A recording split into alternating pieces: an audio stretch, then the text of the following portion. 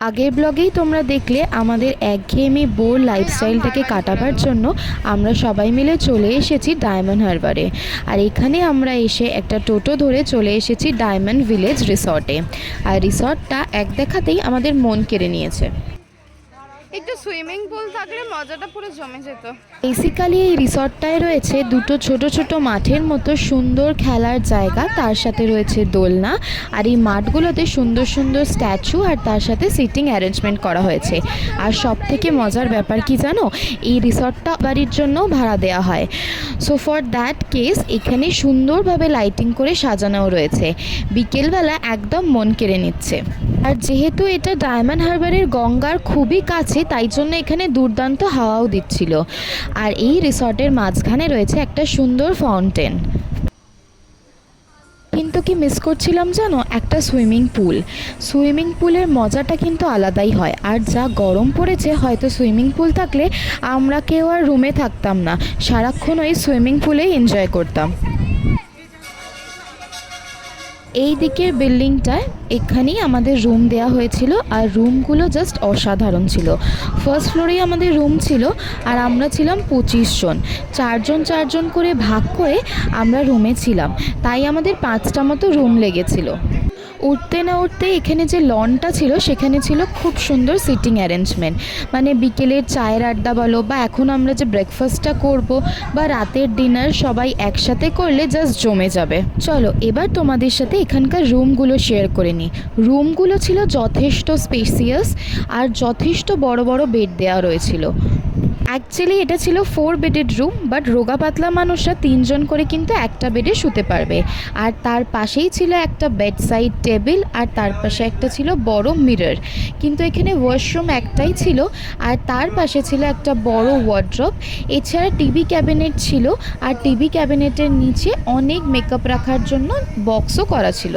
আর first ফ্লোরে ছিল একটা দারুণ সুন্দর ব্যালকনি, যেখান থেকে বসে আমরা রিসর্ট প্লাস রাস্তার ভিউটাও এনজয় করতে পেরেছি।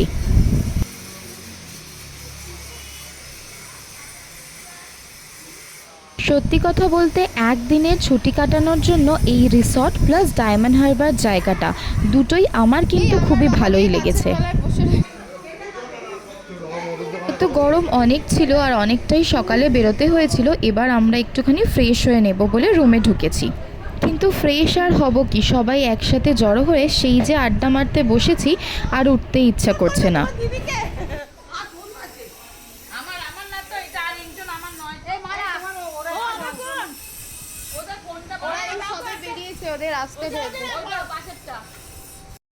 তখন আমরা টোটো করে আসছিলাম, ওখানেই আমাদের মধ্যে থেকে 2জন নেমে গেছিলো। আর গঙ্গার পাশে অনেক স্টল ছিল, ওখান থেকে বাটার, ব্রেড, ডিম সেদ্ধ আর মিষ্টি তুলে এনেছিল। এটাই হবে আজকে আমাদের জলখাবার। আর তার সাথে রিসর্ট থেকে আমাদের জন্য লিকার চা, দুধ চা আর বিস্কিট দিয়ে গেছিলো। ব্রেকফাস্ট করতে করতে সবাই গল্প আড্ডা করছে।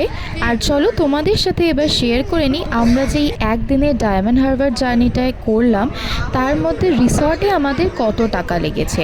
অ্যাকচুয়ালি আমরা ছিলাম একদিনই বলতে গেলে, মানে 1 নাইট 2 ডেজ। আমরা আজকে চেক ইন করেছি ওই 12:30 নাগাদ। কালকে দুপুর 1-2 নাগাদ আমরা আবার রুম ছেড়ে দেব। তো তার মধ্যে আমাদের ফার্স্টে আজকে লাঞ্চ দেওয়া হবে, দেন বিকেলের স্ন্যাক্স, দেন দেওয়া হবে রাতের ডিনার, আর নেক্সট দিনের ব্রেকফাস্ট আর লাঞ্চ। এই সব মিলিয়ে আমাদের পড়েছে মাত্র 1500 টাকা। হ্যাঁ, থাকা খাওয়া মিলিয়ে পার হেড 1500 পড়েছে এই রিসর্টে। কি বন্ধুরা, সস্তা সুন্দর টিকাওয়া মনে হচ্ছে না?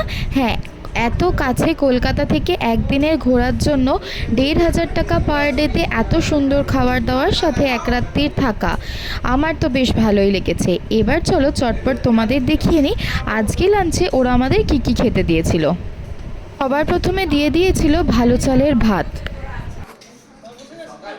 আমার আবার ভালো চালের ভাত একটু নুন মাখিয়ে খেতে খুবই ভালো লাগে, শুধুই কেন জানি না।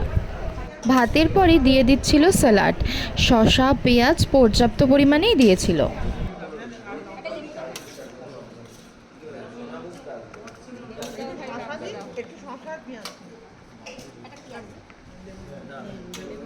দেন চলে এসেছিল গরম গরম ডাল। ডাল দিয়ে ভাত মেখে খেতে না খেতেই চলে এসেছিল আলু চোখা, আর তারপর চলে এসেছিল কাঁটা চচ্চড়ি, যেটা জাস্ট এক কথায় দুর্দান্ত করেছিল। তবে ঝালের পরিমাণ একটু বেশি ছিল, ওই আইটেমটাকে বাদ দেওয়া যাচ্ছিল না। তারপরে চলে আসছিল 4 পিস বড় বড় মাটন, চাটনি, পাঁপড় আর রসগোল্লা। এই সব খেয়ে পেট তো প্রায় উবুচুবু অবস্থা। আর সেই সকালে উঠেছি, এত সুন্দর সুন্দর বেড এখানে বড় বড়, তার সাথে জানলা দিয়ে দিচ্ছিল সুন্দর সুন্দর হাওয়া। তাই জন্য আমরা একটু রেস্ট নেওয়ার জন্য শুয়ে পড়েছিলাম। ঘুম থেকে উঠেছি ওই বিকেল 4:30-5টা নাগাদ। আর তারপর একটা টোটো বুক করে আমরা চলে গেছিলাম গঙ্গার পাড়ে একটু ঘুরতে। ডায়মন্ড হারবার এরিয়াটা বেসিক্যালি পোর্ট এরিয়া, তোমরা তো সবাই জানো। এখানে মাছের প্রচুর চলাচল রয়েছে, মানে বাই পোর্ট এখানে প্রচুর মাছ আসে।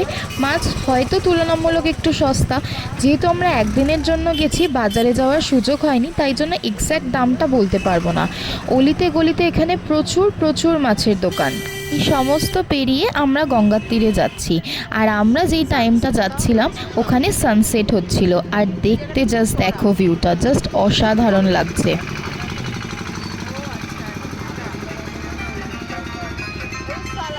আমাদের রিসর্ট থেকে এই আই লাভ ডায়মন্ড হারবারের এই জায়গাটা আসার জন্য টোটো 10 টাকা করে নিচ্ছিল। আর এই জায়গাটায় এসে জাস্ট এক কথায় সানসেটটা দেখতে জাস্ট ওয়াও লাগছিল। আর গঙ্গার চারিপাশে প্রচুর প্রচুর স্টল ছিল, আইসক্রিম থেকে শুরু করে পকোড়া থেকে শুরু করে চাউমিন, রোল, প্রচুর স্টল ছিল এখানে। এক কথায় আড্ডা মারার জন্য তো বেশ জমজমাট জায়গা। উপর থেকে গঙ্গাটাকে দেখে ঠিক মন ভরছিল না, তাই আমরা একটুখানি নিচে এসে খানিক আড্ডা মারছিলাম, কিন্তু এখানে মশার যা উপদ্রব, তাই আবার বাধ্য হয়ে উঠেই আসতে হয়। এরপর আমরা গঙ্গার পাড় ধরে হাঁটতে হাঁটতে চলে এসেছি একটা চায়ের দোকানে। আর এখানে আমরা খাচ্ছি মশলা চা উইথ জলজিরা। অ্যাকচুয়ালি দুপুরে এত জোর খাওয়া হয়েছিল, তাই জন্য এই জলজিরার চাটা খুব দরকার ছিল। এরপর রিসর্টে এসে আমরা শুরু করলাম উদুম নাচ। এই রিসর্টটা যেহেতু বিয়েবাড়ি পারপাসও ভাড়া দেওয়া হয়, তাই জন্য ওখানে বিয়েবাড়ির কিছু স্ট্রাকচার করা ছিল। আর ওখান থেকেই আমার মাইমা ফুল নিয়ে শুরু করে দিয়েছে নাচানাচি করতে। অ্যাকচুয়ালি আমরা এই একটা দিনের জন্য এসে যা এনজয় করেছি না, হয়তো এখানে তোমাদের ভয়েস দিয়ে আমরা বোঝাতে পারবো না।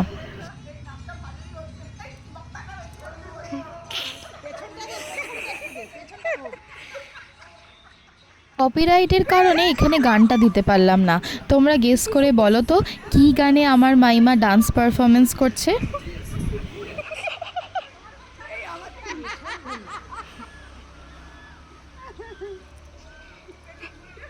এরপর শুরু হলো আমাদের ফটোশ্যুট। ফটো তোলার জোশে জোশে তো ওপরে উঠে গেছে, এখন আর কোমরে আর পায়ে ব্যথার জন্য নিচে নামতে পারছে না। আর সেই কাণ্ড দেখে জাস্ট হেসে গড়াগড়ি আমরা। নিচে এই সমস্ত কাণ্ড সেরে আমরা চলে এসেছিলাম এবার ফার্স্ট ফ্লোরে, যেখানে আমাদের রুম ছিল।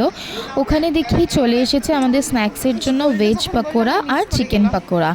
আর সেদিনকে ছিল মোহনবাগানের ফাইনাল খেলা, তাই জন্য সবাই মিলে একসাথে একটা রুমে বসে পড়েছে। দেখি আমরা এবার স্ন্যাক্সটাকে সার্ভ করে নিচ্ছিলাম সবার জন্য। ভেজ পকোড়া, চিকেন পকোড়া, আর তার সাথে দিয়েছিল দুধ কফি। জাস্ট জমে গেছিলো সন্ধেটা, আর তার সাথে খেলাটাও জমে গেছিলো।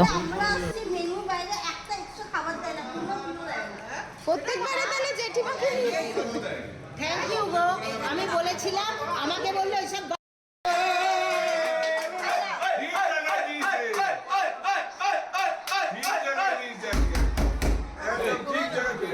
কিসের এত আনন্দ বুঝতে পারলে? মোহনবাগান জিতে গেছে। থেকে বেশি বড় আনন্দের আমাদের কাছে কিছু আর হয়ই না। একে তো ছিল এত সুন্দর জায়গা, তার মধ্যে ছিলাম 25 জন, তার মধ্যে ছিল পকোড়া, কফি, চা, আর মোহনবাগানের ফাইনাল ম্যাচ। সন্ধেটা কিভাবে জমেছিল জাস্ট ভাষায় প্রকাশ করতে পারবো না। খেলা সেরে আড্ডা টাড্ডা মেরে ওনারা ডেকে নিলেন আমাদের ডিনারের জন্য। ডিনারে ছিল ভাত বা রুটি, তার সাথে ছিল পোস্ত, চিকেন কষা, আর ছিল স্যালাড, আর ছিল সেই সকালের বড় বড় রসগোল্লাগুলো। খাওয়া দাওয়া সেরে এবার আমরা বসবো আড্ডায়, একটা নিখাদ আড্ডা, যার জন্য হয়তো আমরা অনেকগুলো দিন ওয়েট করে থাকি। অ্যাকচুয়ালি সবার তো একসাথে সময় হয় না, তাই আজ যখন সুযোগ পেয়েছি এই আড্ডাটা কোনোভাবেই আমরা কেউ মিস করব না। রাত অবধি আড্ডা দেওয়ার পর একটা জোর ঘুম ঘুমাবো। তোমাদের সাথে দেখা হচ্ছে আবার কাল সকালবেলায়। কাল সকালবেলার ওয়েদারটা কেমন ছিল, কাল লাঞ্চ আর ব্রেকফাস্টে কি দিল, আর শেষ দিনের মজাটা আমরা কিভাবে করলাম তোমাদের সাথে খুব তাড়াতাড়ি শেয়ার করে নেবো। দেখতে হলে অবশ্যই চোখ রেখো।